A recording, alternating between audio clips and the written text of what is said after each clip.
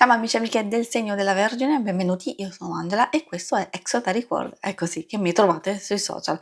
Questo è l'oroscopo settimanale dal 31 agosto al 6 settembre. Prima di iniziare vi ricordo che è una stesa generica, prendete solo ciò che vi risuona, se volete potete integrarla col vostro ascendente per avere più informazioni. In descrizione trovate le recensioni dei mazzi usati, i link per acquistarli e i link alle playlist per conoscere il significato delle carte della Sibilla Lenormand e della Sibilla italiana. Vi invito a iscrivervi e abbonarvi al mio canale per sostenere il mio lavoro. Vi ringrazio moltissimo se lo farete o l'avete già fatto. E adesso partiamo con la lettura. Andiamo ad inquadrare come andrà la vostra settimana, i segni zodiacali da attenzionare. Poi vedremo l'amore, il lavoro e le finanze. Partiamo con la montagna e quando ci si sente un po' appesantiti, le cose procedono lentamente oppure c'è un blocco, un ostacolo da superare, anche dei ritardi e spesso può significare di avere a che fare con delle persone un po' complesse, un po' testarde che possono fare opposizione. Il fatto che sia una settimana abbastanza impegnativa dipende, magari c'è un po' di sofferenza per qualcosa, oppure magari, visto che può indicare un po' di pesantezza, anche stanchezza a livello psicofisico, magari abbiamo accumulato lo stress, non ci siamo riposati abbastanza, forse non abbiamo avuto occasioni di staccare la spina e questo magari potrebbe essere il momento giusto per valutare nuove situazioni o anche dei cambiamenti. Ricordo che la luna ha un doppio aspetto, sia in senso purtroppo diciamo negativo, nel senso di ricordi che ritornano, il passato, sbalzi di umore, cambiamenti un po' troppo repentini, instabilità emotiva, nostalgia, eccetera, ma ha anche a che fare con i nostri sogni, i nostri desideri. Quindi forse è quello che dobbiamo cercare di lasciare andare, ciò che ci appesantisce e invece accogliere, e lo possiamo fare assolutamente cercando di aprirci a fare una scelta, a prendere una decisione, a valutare alternative, sciogliere i nostri dubbi. I segni zodiacali da attenzionare sono quelli di acqua, cancro, scorpione e pesci. Abbiamo anche un po' quelli di aria, gemelli, bilancia e acquario. E adesso procediamo con l'ambito amore e relazioni più importanti.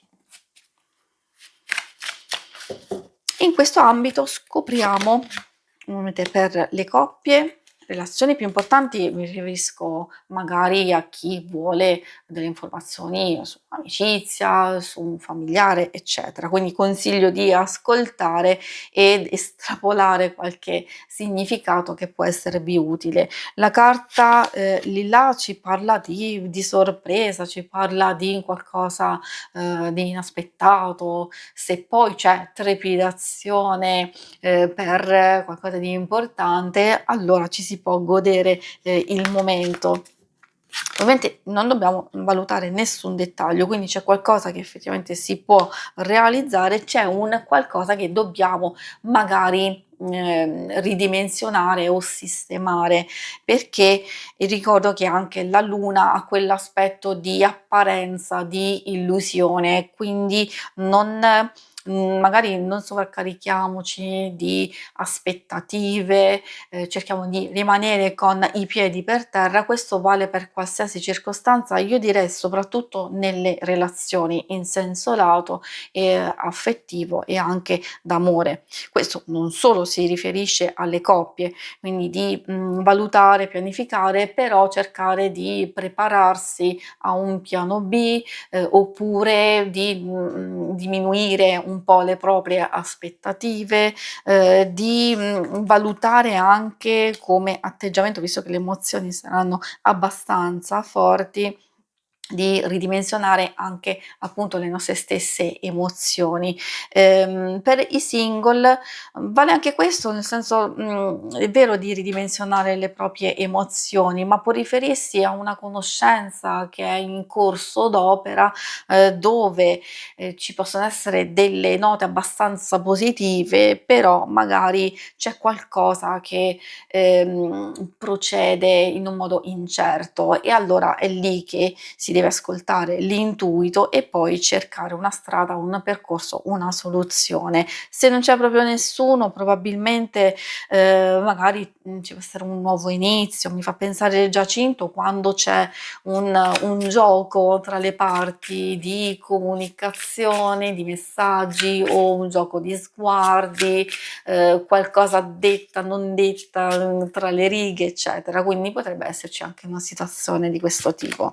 Per quanto riguarda le questioni più pratiche, il dottore può fare riferimento o a una persona di fiducia, oppure a un vostro atteggiamento che deve sistemare, deve risolvere qualcosa di importante. Anche qui le emozioni saranno forti, alcune possono essere abbastanza positive a farvi intraprendere un nuovo percorso, delle idee che avevate già pensato e che volete mettere in moto.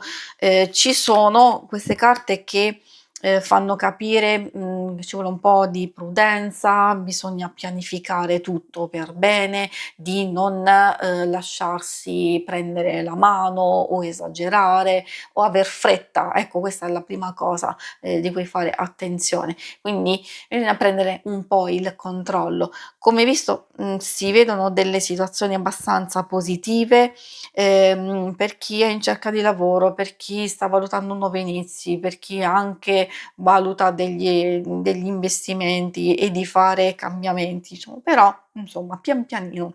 Quello che va colto è spensieratezza, tranquillità, anche calma nel gestire alcune cose.